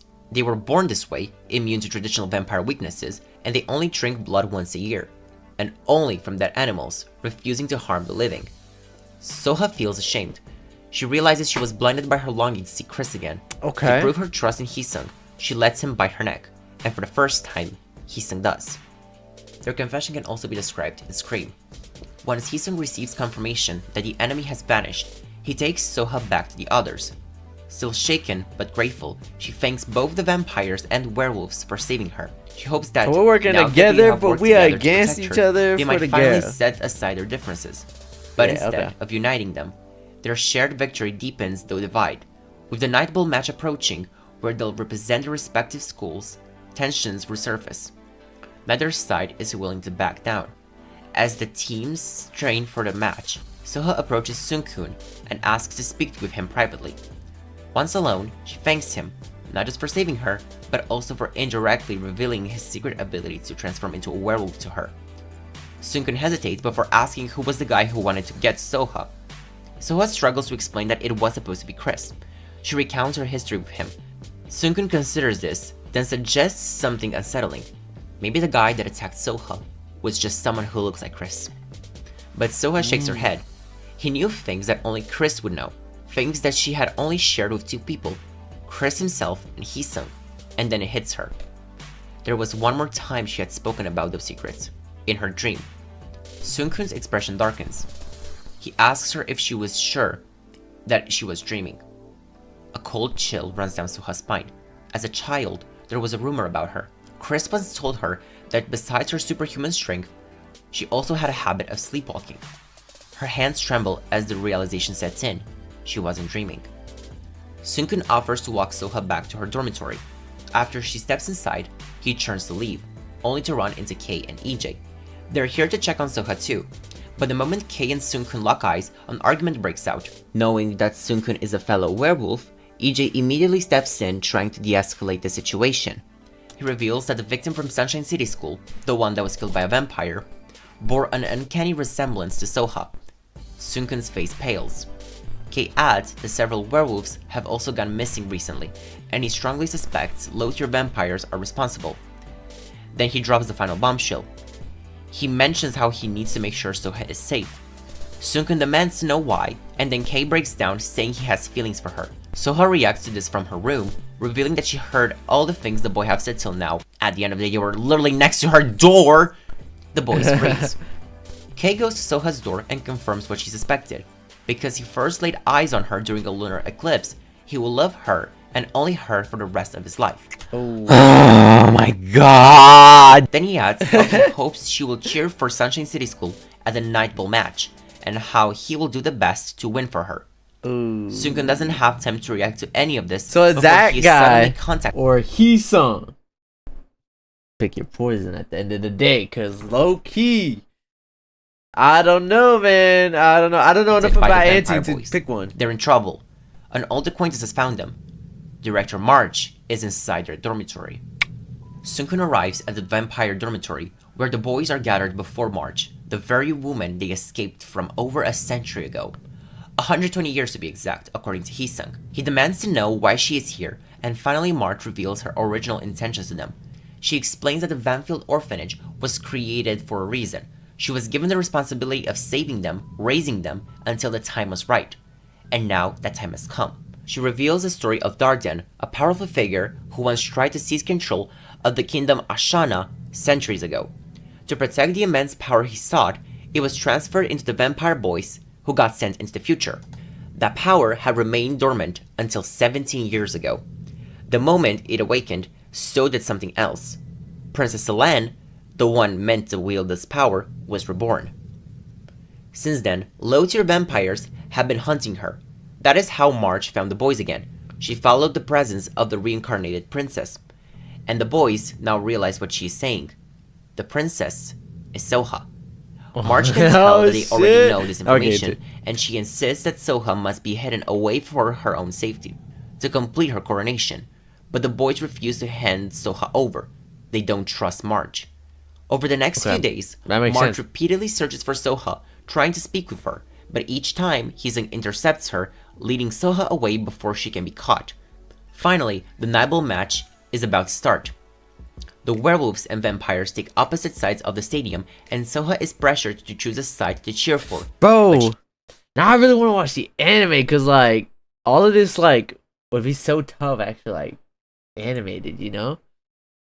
I don't know, I gotta watch it, I ain't gonna lie, I gotta peep. The match begins, and both teams fight aggressively, determined to prove themselves to her. As the boys battle, they realize that their love for Soha is genuine, and consider the rarity of someone like her the equivalent of 1 in a billion. As the intensity rises, Marge appears beside Soha and asks her to talk to her outside the stadium. Hesitant but curious, Soha follows Marge. The moment they step outside the stadium, they are ambushed. An army of vampires attack, knocking them both unconscious. Back at the stadium, the game reaches its climax. The score is tied. Pendxng is about to score the final goal when his eyes scan the crowd. and that's when he realizes Soha is gone. That split second of shocking revelation gives Kate just enough time to seal the ball. He shoots the final goal, securing victory for the werewolves. As his team celebrates, Kate turns to look for Soha, expecting to see her in the crowd, but she's nowhere to be found. Then the realization hits them. Soha is missing, and so is Marge. The werewolves quickly gather, stating that they will search for the rest of the members of their wolf pack first. 3 of them had gone searching for the vampires' hideout, and if they want to find Soha, they will need to locate them first. Meanwhile, the vampire boys make a different choice. They decide to return to the place it all started. If they want answers, there's only one place left to look. The orphanage. Vanfield House. The boys arrive at Vanfield House, only to find the orphanage rebuilt. Inside, they discover a suitcase, suggesting that Marge had plans to bring Soha there and then escaped with her. However, the suitcase remains untouched, meaning she never got the chance. Before they can investigate further, low-tier vampires emerge from the shadows, launching a sudden attack.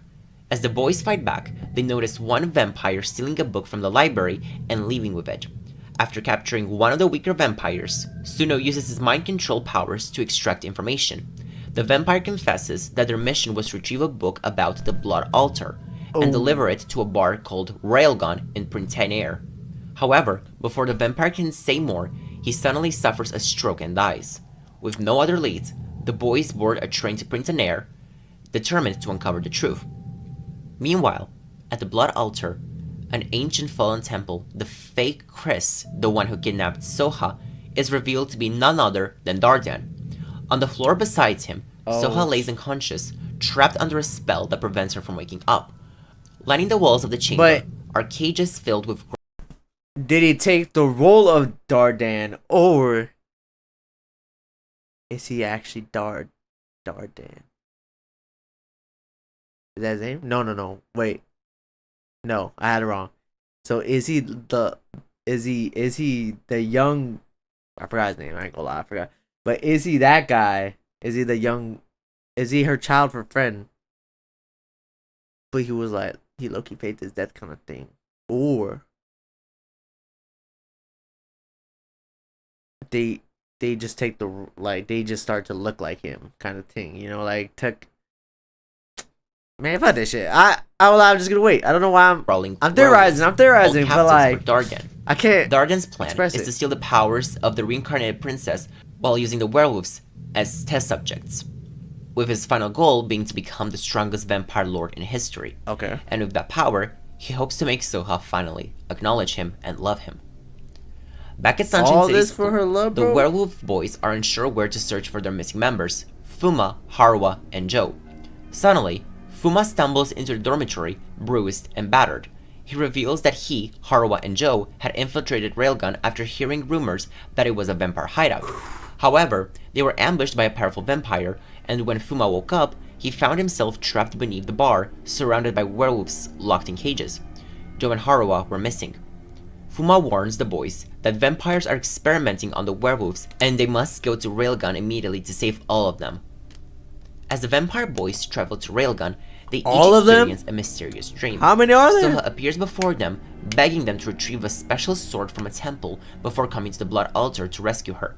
Now, this is an interesting part because this next scene was shown in Future Perfect's Japanese version in its entirety.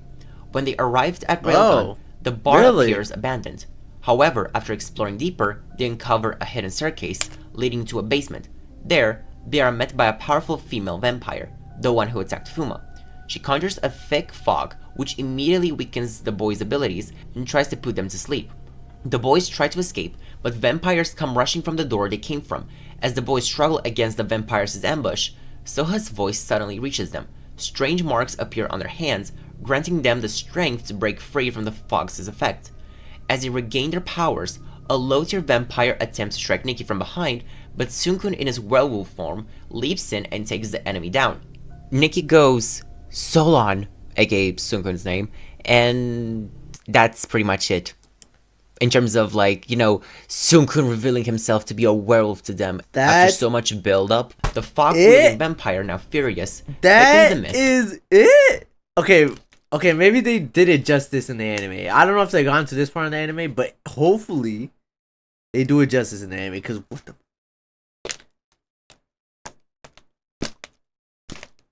Like, it was a better reaction when the wolves found out that that Sung-hoon was a wolf. And stabs Heesung from behind. Though they manage to defeat her, there is no time to celebrate. Heesung lies on the ground, gravely wounded. That's when, in a flash of a golden light, his wounds heal instantly. When Heesung regains consciousness, he realizes the source of his miraculous recovery, Soha. Though trapped at the blood altar, she isn't fully unconscious and can sense when the boys are in danger. Using that little energy she has left, she heals and strengthens them. Before they leave Railgun, the boys capture another low-tier vampire who reveals their next destination, Autumnal. Shortly after, the werewolves arrive at Railgun only to find nothing but dead bodies and eerie silence. EJ deduces that the vampire boys must have already moved ahead.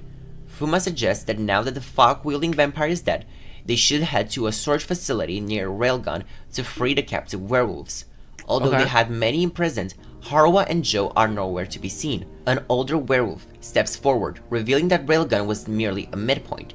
The rest of the captives, including Haruwa and Joe, were taken to Autumnal. You know what you gotta do? Before they leave, the elder warns Kay that he's in great danger. Recognizing the symbol on Kay's necklace as the mark of the first wolf clan, the elder reveals a shocking truth. He knew about Kay's uncertainty whenever there was a full moon, as he was the only one from his wolf pack that would not transform during the full moon. This made Kay feel like something is wrong with him, and therefore incomplete. The elder reveals that Kay is not incomplete because he doesn't transform under the full moon. In fact, he was never meant to transform. Instead, he was born to lead. As such, he's a danger to Dardian, who may want to capture him. At the blood altar, Soha begins to experience flashbacks of her past life as Princess Alan in the 16th century. She remembers her connection to Heesung and finally understands how the boys became vampires. The realization leaves her in tears as she is frozen. Dardian notices this and taunts her, threatening to kill her friends and take all of her powers for himself. In order for the ritual to succeed, Soha has to be in the middle of the blood altar, where the full moon will shine above her and therefore allow her original powers to come back to her and give Dardian the chance to steal them from her.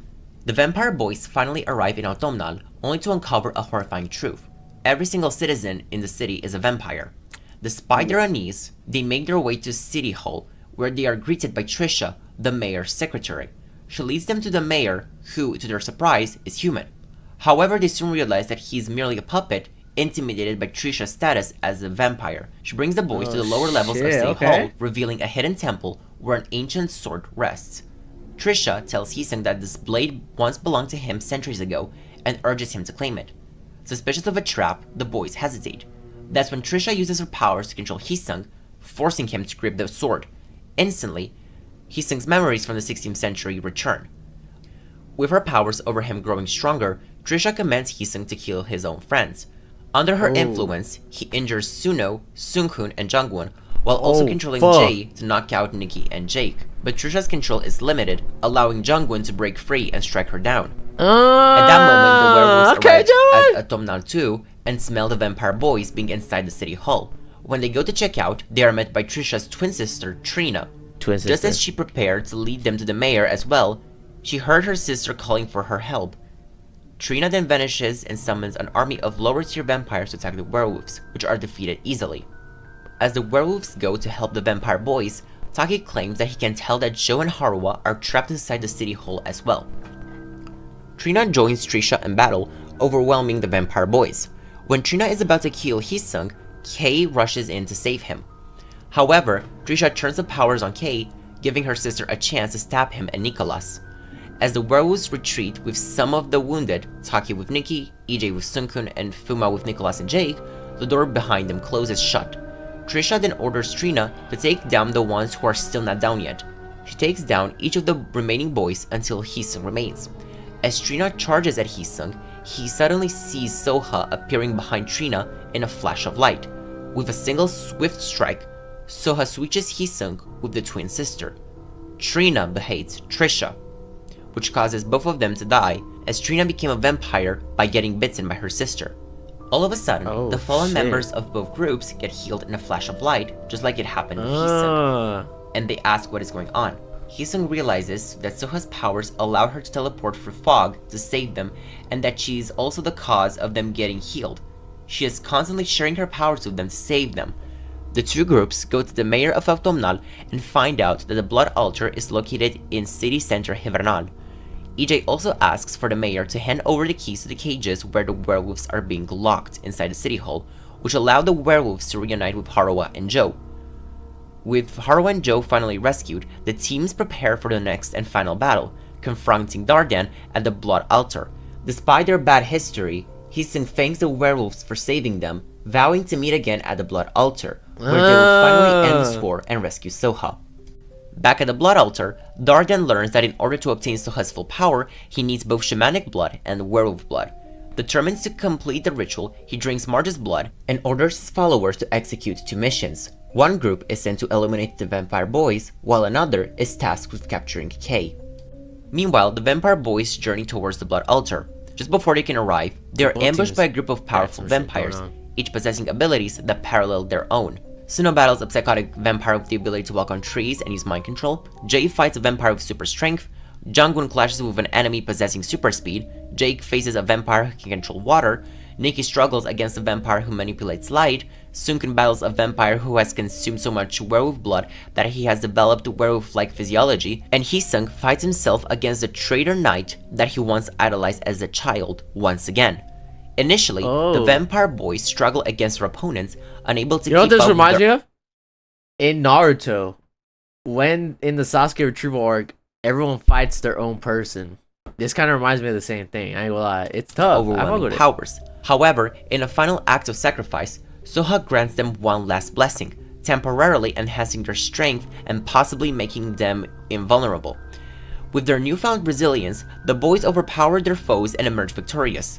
But in the aftermath, they find themselves weakened and struggling to use their powers. Without Soha's continued aid, they begin to feel the full effects of their injuries. A sudden scream from the woods draws their attention, leading them to discover the defeated werewolves, who reveal that Kay has been taken, abducted by a vampire with lightning powers who was about to deliver him to Darden. Despite their exhaustion, the vampire boys carry the injured werewolves, who promise to launch an attack under the full moon using the night's power to their advantage. Jungwon realizes the urgency of their mission. They have to reach the blood altar before the full moon rises. At the blood altar, Kay remains unconscious, his mind drifting into a dream where he encounters Vogger, who tells him that he's stronger than he realizes, that he's not just a werewolf, but the moon meant to guide them all and serve the higher person. Wait, who? He's into a dream where he rises. At the blood altar, Kay remains unconscious, his mind drifting into a dream where he encounters Vogger, who tells him that he's stronger than he realizes, that he's not just a werewolf, but the moon meant to guide them all and serve the higher person. Upon waking, Kay launches an attack on Darden, attempting to rescue Soha, but he is quickly overpowered and locked away in a cellar. As the night falls, the vampire boys finally reach the blood altar, only to find a group of powerful vampires blocking their path. The werewolves, now recovered, step forward, offering to handle the battle so that the vampire boys can push forward and stop Darden. Inside, Darden claims that he has been waiting for them. As the ritual begins, it drains the remaining power from the vampire boys, turning their hair white as their vampire abilities fade away. Despite this, Hisung still charges at Darden, while Sung-hoon, despite losing his vampire abilities, transforms into his werewolf form and takes on the lightning-wielding vampire. As Darden prepares to strike down Hisung, the werewolves burst into the blood altar, launching a ferocious attack against him. Meanwhile, Hisung reaches Soha and confesses his love to her. The confession awakens her, and she reciprocates his feelings just before Darden throws Hisung into the water. Soha desperately tries to reach him, but the ritual keeps her confined within the altar.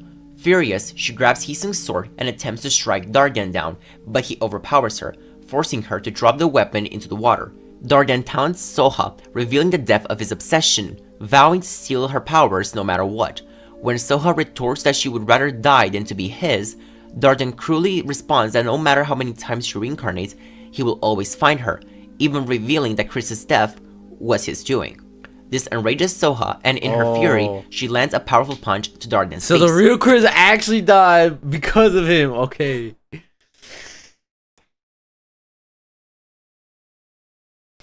This shit might be peak. I ain't gonna lie. This shit might be peak. Hold on. This enrages Soha, and in her fury, she lands a powerful punch to Darden's face. However, before she can strike again, Hisung, having emerged from the water, begins freeing the captured werewolves, including Kay, who immediately charges at Darden. Enraged, Darden casts a spell that blocks the moonlight, forcing the werewolves to revert to their human forms, all except Kay, who remains transformed. Darden attempts to bend Kay and Heesung to his will, demanding they pledge loyalty to him or he will kill Soha. When they refuse, he turns to the vampire boys, threatening Heesung's life in exchange for their servitude. Before they can respond, Darden pushes Heesung off the edge, sending him plummeting to his death.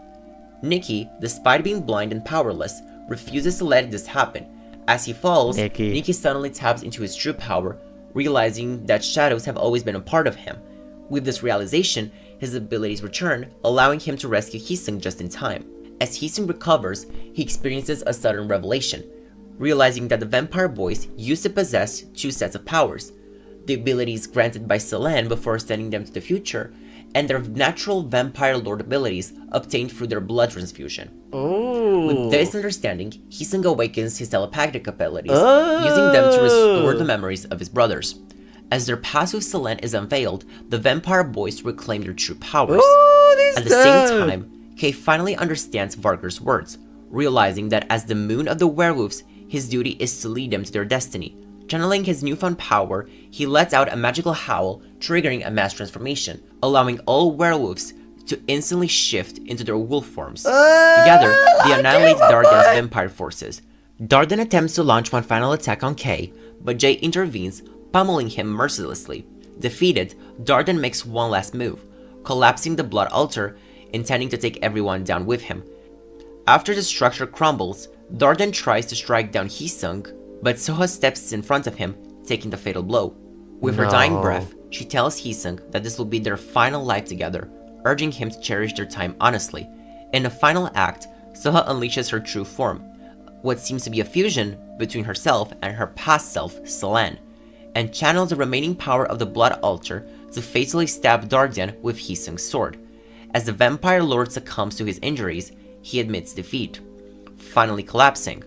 With Darden gone, Soha reunites with Heesung and the others, deciding to continue her life as a student at Dechelis. Oh, I thought she died. Time passes, and Soha moves into a new dormitory, finally able to enjoy a peaceful life.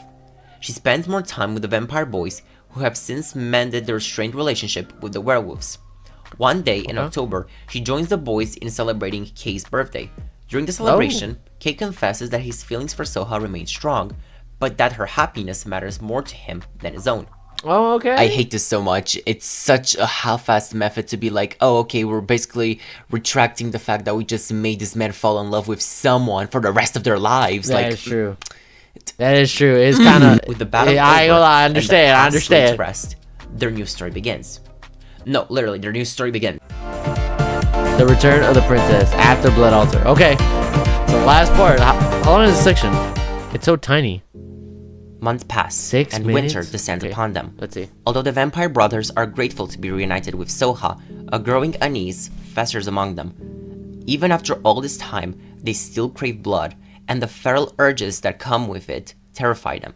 They fear that if they ever lose control, they might accidentally harm Soha. Determined to end their suffering, the brothers come to a painful decision. They want to relinquish their vampire powers completely and return them to Soha. But one among them stands against this choice. Sun-kun refuses. He wants to keep the group together, afraid of what might happen if Soha actually goes through with their plan. He is also worried that asking Soha to bite them all and take back their powers might also burden her with guilt, forcing her to live with the weight of their deaths. Because of this, he distances himself from his brothers, who now view him as a traitor for stopping Soha from saving them. Sun-kun hides Soha away, keeping her from the others. Soha, fully aware of everything, begins to sink into sadness, blaming herself for their division. Meanwhile, the rest of the brothers wrestle with their growing hunger, experiencing an intense desire for Soha to bite their necks and set them free from what they now perceive as a curse. Their longing is both physical and emotional, an agony that only she can end. Determined to protect Soha, Sun-kun faces off against his brothers, first against Jungwon, then Nikki. Though he fights with all his strength, he is eventually defeated. Soha runs away into the woods when she stumbles into Jay. To her surprise, Jake does not attack. Instead, he stands motionless, his blank expression betraying no emotion. Looking into his eyes, Soha realizes the truth. They're all suffering immensely. And that's when it finally becomes clear to her. This is the only way she can save them. This is the only way she can save them all. Soha steps forward and bites Jay's neck. The moment she does, the rest of the brothers collapse one by one, like puppets with their strings cut. Because they all became vampire lords at the same time, their lives are intertwined. If one falls, the others fall with him. Soha watches as their bodies crumble before her, but she does not stop. One by one, she bites them all, ensuring that none remain. The only one left, if only for a short while, is Seung-kun. With tears in his eyes, he smiles sadly, finally understanding that this is how things were meant to be. I am who I am because of you, he tells her, so it's only natural that I return to you. His final request is simple. Bite me. Soha obliges, and as her fangs pierce his skin, Seung-kun disappears into dust. The boys awaken in the afterlife, trapped in a realm that is neither heaven nor hell, but a painful in-between. In the real world, while Soha goes around lectureless, awaiting for the new school semester to start, she runs into another girl. This girl is also surprised to find Soha, saying how she is the one who took her place. The other girl, revealed to be Selene, unlike her previous appearance when she was kind and considerate, now displays a malicious grin on her face. A couple of months pass, and spring has sprung. Can't believe I said this, oh my god. Back in the afterlife, we found out that the piece that initially was being showcased was nothing but a mere illusion. The boys are forced to relieve their cravings, experiencing a world where blood is like sweet venom, irresistible yet damning. Every time one of them succumbs to the temptation, their world shatters and resets, trapping them in an eternal cycle of suffering. And in this endless torment, they are forced to ask themselves if they are monsters or if there is still humanity inside of them. For the sake of love, they make their choice. They reject their craving, and with that, they are granted a second chance. Having proven that they can overcome their nature, the brothers are allowed to return to Earth, this time as mortal humans. Upon awakening, they reunite with each other, this time as true brothers, unchained from their past. As they prepare to journey back to Riverfield, Soha finds them on the road. The reunion is overwhelming and emotional. They are finally back together just like old times. To express their love for her, they dedicate a song to Soha, Orange Flower, a symbol of their bond. Oh my god, this is so peak. Is overwhelming and emotional. They are finally back together just like old times. To express their love for her, they dedicate a song to Soha, Orange Flower, a symbol of their bond, a symbol of completeness. This scene was where I thought they ran into her on the road, but okay. No, good. That night, they gather around a campfire, lying in the grass and admiring the starlit sky. For the first time in a long while, everything feels right again. But peace never lasts forever. As the night deepens, Suno is awakened by a voice, a whisper guiding him towards an abandoned house. From outside, he finds Soha, or at least someone who looks like her, trapped inside the abandoned house. She is crying, her body shaking with fear as she desperately warns him. But it's too late. As Suno turns around, he comes face to face with the real threat, Selene. She watches him with a twisted grin, her eyes gleaming with a deranged hunger. The next scene is chaos. The abandoned house is now engulfed in flames, burning everything in its path. Inside the burning house, Selene traps Suno, preventing him from escaping. With a strong grip, she holds him in place, forcing him to watch the inferno consume everything. Suno, filled with desperation and horror, struggles in vain. And then, Selene leans in, her fangs sinking into his neck. Outside the burning house, the rest of the boys stand frozen, watching the house burn. They know Suno and Soha are inside, but they don't understand what exactly happened. They know they are in danger, but now that they are mere mortals, they are utterly hopeless. For the first time, they have no power to save the ones they love. No! Don't do this to me, no! And with this, we have reached the end of Dark Moon, at least for now. Since there is planned promotion for both ENHYPEN and N-Team, I'm assuming one of them has to be a possible new comeback this year, in which I'm assuming it's also going to be associated with both Two Moons and The Witch of Yarasa, since both of those will most likely be continuations of their next comebacks. So hopefully the next comebacks we're going to see will be directly linked to Two Moons and Witch of Yarasa respectively. I do think the reason why we have received so far flashback comebacks, as I like to call them, is because the Witch of Yarasa and Two Moons were still in development at the time of Romance Untold and Yukakari. So I do believe that by this point, the development of both Two Moons and Witch of Yarasa are complete, so we should get them this year. If we don't, and by any chance we're going to get other flashback comebacks, I do hope they're going to expand more on the lore of Dark Moon and, you know, present it in a way that makes all the characters matter and make all of them relevant. At the end of the day, they have all struggled and did their best to debut, and we all need to show to these people respect and especially support during hard times. It's not easy to be an idol, and we should remember this every single day when it comes to interacting with these idols, be it by social media or face-to-face interactions with them. So I hope you enjoyed this short series. Part 1 is available on YouTube already. The link to it will be available in the description below, and I'll see you guys in the next video. Beautiful video. I enjoyed it. I was able to catch majority of it. I ain't gonna lie, I'll probably rewatch or like dive more into it on my own. So then by the time we get to it again, that's like, or like, just so like I can embed into my brain kind of thing. But that was my initial reaction. I ain't gonna lie. At some point I just locked the fucking. I ain't gonna lie. I'm sorry about that, but that shit was tough.